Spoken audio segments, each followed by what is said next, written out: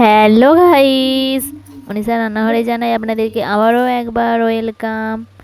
এর আগেও তো আমি আপনাদের সঙ্গে মাইক্রোওভেন ছাড়াই বিভিন্ন ধরনের চিকেন নান কিংবা চিকেন বানসের রেসিপি শেয়ার করেছিলাম।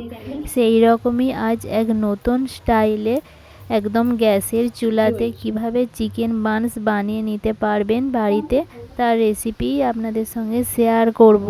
তো দেরি কিসের, চলো রেসিপিটা একদম প্রথম থেকে শুরু করা যাক। তার জন্য সবার প্রথমে ডোটা তৈরি করে নেব।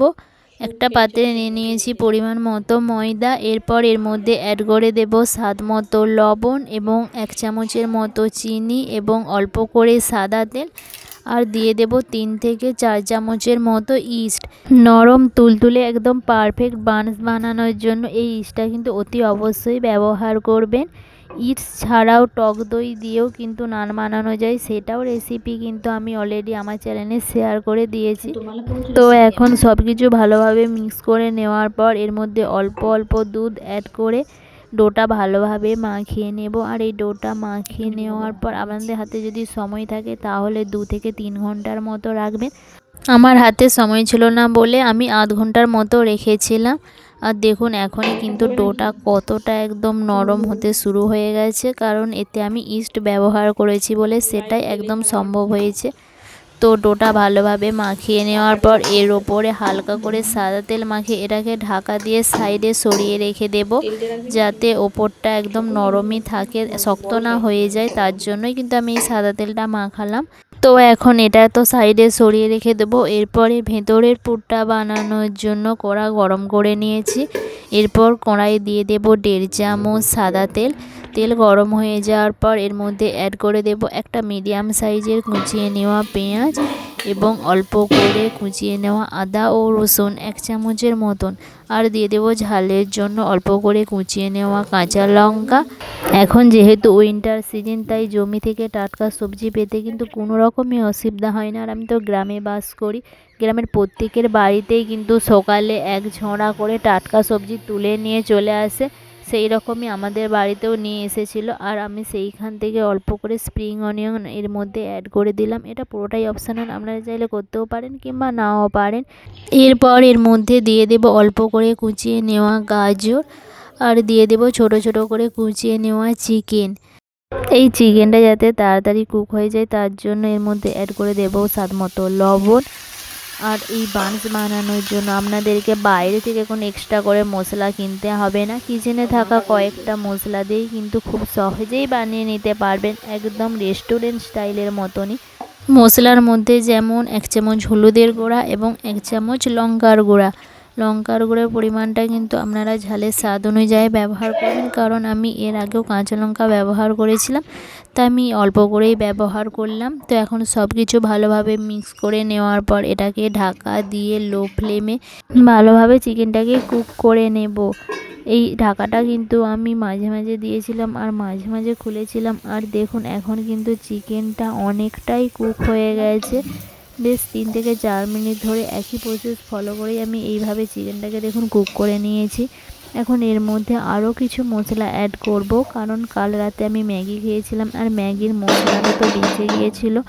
তো ভাবলাম আমি এর মধ্যে অল্প করে অ্যাড করে দিই। আর ম্যাগির মশলা তো সমস্ত রান্নাতেই কিন্তু খুবই ভালো লাগে, তো এটাও দিয়ে দিয়েছিলাম। আর দিয়ে দিয়েছিলাম 1 চামচ ধনে ও জিরে গুঁড়া, আর দিয়ে দেব অল্প করে কুচিয়ে নেওয়া ধনেপাতা। বা সব কিছু ভালোভাবে মিক্স করে দিলে একদম ভিতরের পুরটা পারফেক্টভাবে তৈরি হয়ে যাবে।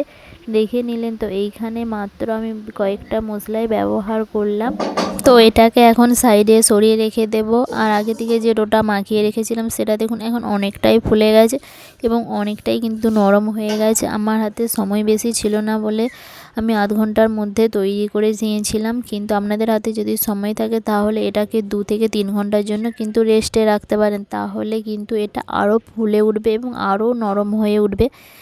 তো এখন এটাকে আরও একবার ভালোভাবে এইভাবে চেপে চেপে মেখে নেওয়ার পর এখন এটাকে এক পাথরের ওপর রেখে একটু হাত দিয়ে ভালোভাবে চেপে নেব। তারপর এটা থেকে আমি মিডিয়াম সাইজের লেচি কেটে নিয়েছিলাম, আর লেচিগুলো এখন হাত দিয়ে তালুর মাঝে রেখে এইভাবে গোলাকারের শেপ দিয়ে দেব। তারপর এটাকে একটা বেনি কাঠের সাহায্যে লম্বা করে বেলে নেব। আবহাওয়া চেঞ্জ হওয়ার কারণে আমার গলাতে প্রচণ্ড পরিমাণে ঠান্ডা লেগেছে, আর ভয়েসটাও দেখুন একটু অন্যরকম টাইপের লাগছে। তো তোমাদের কাছে অনুরোধ রইল যে এটা অ্যাডজাস্ট করে নেবে। তো এখন এটাকে আমি ভালোভাবে লম্বা টাইপের করে বেলে নিয়েছি। এখন এর মধ্যে দিয়ে দেব চিকেনের যে আগে থেকে পুরটা তৈরি করে রেখেছিলাম। এর মধ্যে একটু বেশি পরিমাণেই দেব, কারণ এটা যখন কাটবো তাহলে পুরটা খুব সুন্দরভাবেই কিন্তু বাইরে বেরিয়ে আসবে। চিকেনের পুরটা মাঝে দিয়ে দেওয়ার পর একটা নিয়েছি চাকুর সাহায্যে সাইডটা এইভাবে লম্বা লম্বা করে কাট করে নেব, যাতে এটা একটা ডিজাইন আকারে শেপ দেওয়া যায়। একদিকটা এইভাবে কাট লাগিয়ে নেওয়ার পর অপর দিকটা ভালোভাবে প্রথমে মুড়ে দেব। তারপর যেই দিকটা কাট লাগিয়েছিলাম সেইখান থেকে এইভাবে একটা একটা করে নিয়ে এইভাবে মুড়ে দেব। সমস্তটা মুড়ে দেওয়ার পর দেখুন এটা একদম কতটা সুন্দর লাগছে দেখতে। একদম রেস্টুরেন্টের থেকেও কিন্তু বাড়িতে আপনারা খুবই ভালোভাবে বানিয়ে নিতে পারবেন।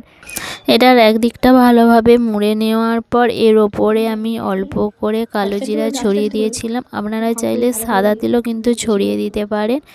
এখন দেখুন এটা দেখতে কতটা সুন্দর লাগছে। তো এখন এটাকে তুলে নিয়ে একটা থালার মধ্যে রেখে দেব। এই রকমই একটা তৈরি করতে করতে আমার মাথায় বুদ্ধি এলো যে এটাকে একটু পাকিয়ে দিয়ে একটা অন্য স্টাইলের তৈরি করি। আর এটা কিন্তু দেখতে আরও সুন্দর তৈরি হয়েছিল। আপনাদের যেটা পছন্দ হবে আপনারা সেই আকারেই কিন্তু শেপ দিতে পারেন। এতে কিন্তু টেস্টের ফারাক হবে না কোনো, বাস ডিজাইনটা একটু দেখতে অন্যরকম লাগবে। স্ন্যাক্স হিসাবে তো আপনারা বিভিন্ন ধরনের রেসিপি বানিয়ে দেখেন। এই ধরনের রেসিপিটা একবার বানিয়ে দেখবেন, আশা করি বাড়ির বাচ্চা থেকে বড় কিন্তু সকলেরই খুবই পছন্দ হবে। এই রকমই আপনারা যদি নতুন নতুন কোনো স্ন্যাক্সের কিংবা নতুন নতুন যে কোনো রেসিপি দেখতে চান আমাকে কমেন্ট করে জানাবেন, আর আমি আপনাদের সঙ্গে সেগুলো শেয়ার করার চেষ্টা করব। এটা দেখুন দেখতে একদম কতটা কিউট তৈরি হয়েছে, একদম নতুন স্টাইলের লাগছে।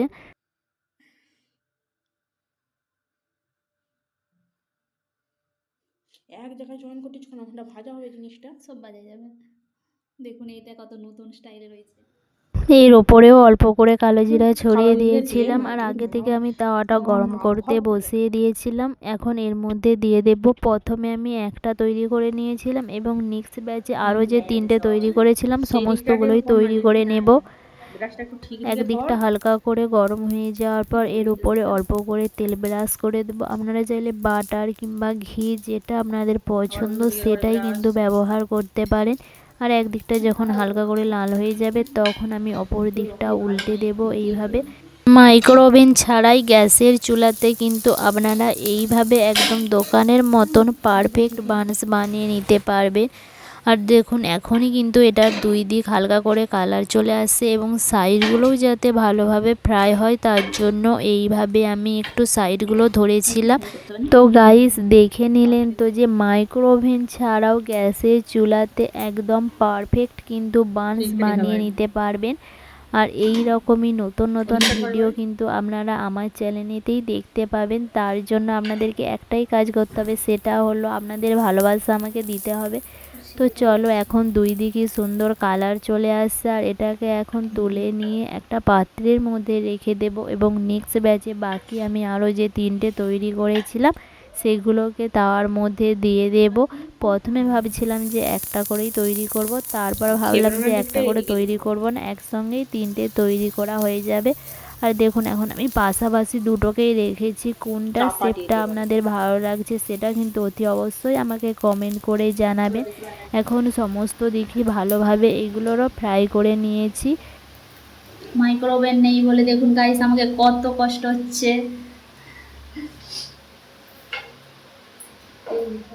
তো এগুলোকেও এখন এখান থেকে তুলে নেব। আর আমি থাম্বনেল সেট করার জন্য প্রথমে একটা ঝুড়ির মধ্যে সমস্তগুলো সাজিয়েছিলাম, আর সেটা আমার ক্যামেরাম্যানের একদমই পছন্দ হয়নি। তো আপনারাই কিন্তু কমেন্ট করে জানাবেন যে প্লেটের মধ্যে দেখতে বেশি সুন্দর লাগছে না না ঝুড়ির মধ্যে দেখতে বেশি সুন্দর লাগছিল। আজকের প্লেটটা সুন্দরভাবে সাজিয়ে দিয়েছিল আমার ক্যামেরাম্যান। আমার মনে হয় পুরো ক্রেডিটটা ওরই পাওয়া উচিত। ও কিন্তু খুবই সুন্দরভাবে ডেকোরেশন করতে পারে, সেই কথা তো আমি আপনাদেরকে আগেই জানিয়েছিলাম। তো এখন এখান থেকে আমি একটা কেটেও দেখাবো যে ভেতরটা কতটা সুন্দর পারফেক্ট তৈরি হয়েছে। তো তোমরাও কিন্তু এইভাবে একবার বাড়িতে ট্রাই করে দেখতে পারো।